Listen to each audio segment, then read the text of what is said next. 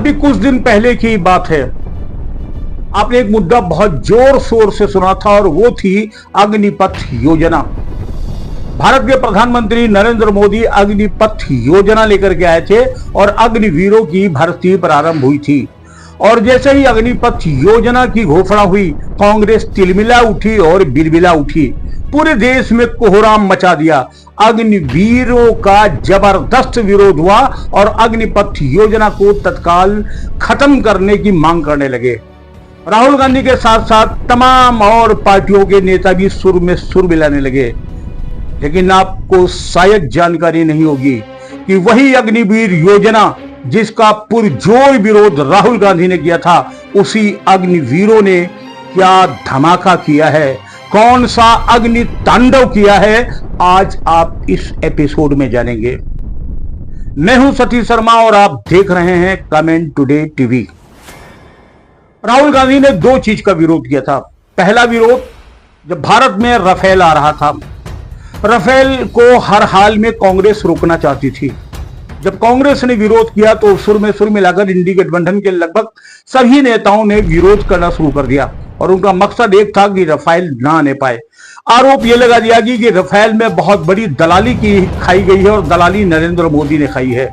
भारत के प्रधानमंत्री पर खुल्लम खुल्ला आरोप लगाया और चौकीदार चोर है के नारे भी लगवा दिए। यहां तक जब उनके इन सारे आरोपों का कोई असर नहीं हुआ तो भागे भागे ये सुप्रीम कोर्ट तक चले गए।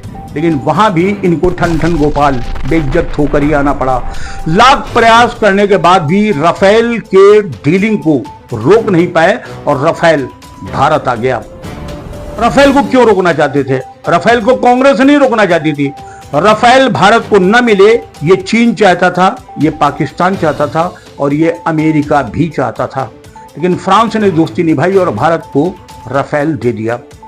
राफेल आने के तुरंत बाद एक और घोषणा नरेंद्र मोदी ने की और वो थी अग्निपथ योजना। अग्निपथ योजना में अग्निवीरों को भर्ती किया जा रहा था। कुछ 7 टर्म की नौकरी थी और काफी अच्छी रकम भी दी जा रही थी। मकसद क्या था, यह सार्वजनिक नहीं किया गया क्योंकि मामला देश की सुरक्षा और सेना का था।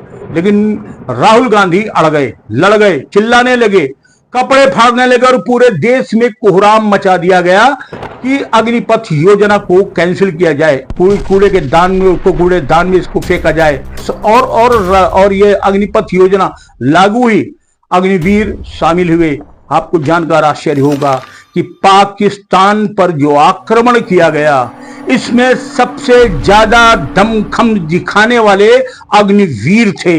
सेना के सूत्रों ने यह खबर दी है कि अभी ऑपरेशन सिंदूर में जिन सैनिकों का इस्तेमाल किया गया उसमें लगभग 3000 अग्निवीरों को शामिल किया गया था।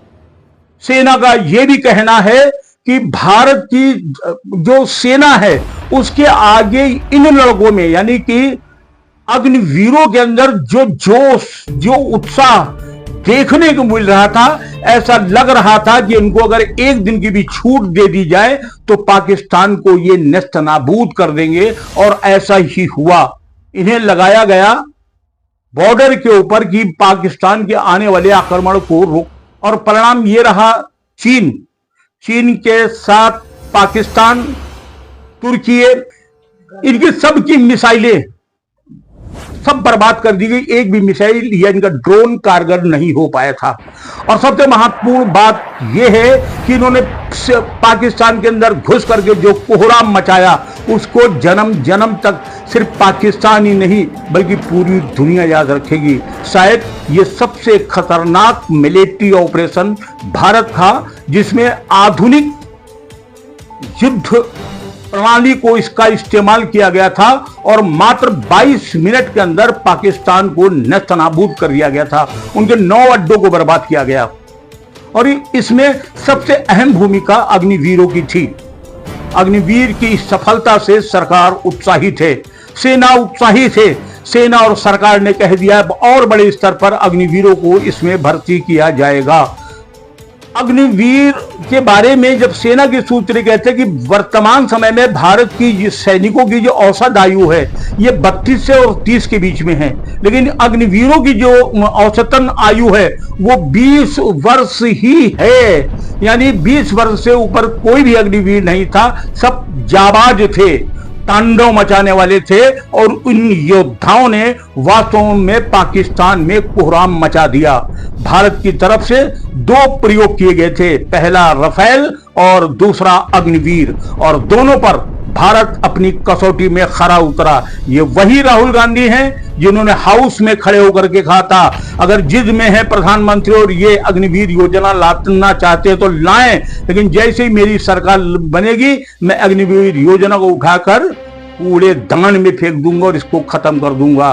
राहुल जी, अब आपको देश से या तो माफी मांगना चाहिए या अपनी सफाई में आप जो बोल सकते हैं आपको बोलना चाहिए, क्योंकि पाकिस्तान को छठी का दूध याद दिलाने वाली सेना के साथ साथ 3000 अग्निवीर भी थे।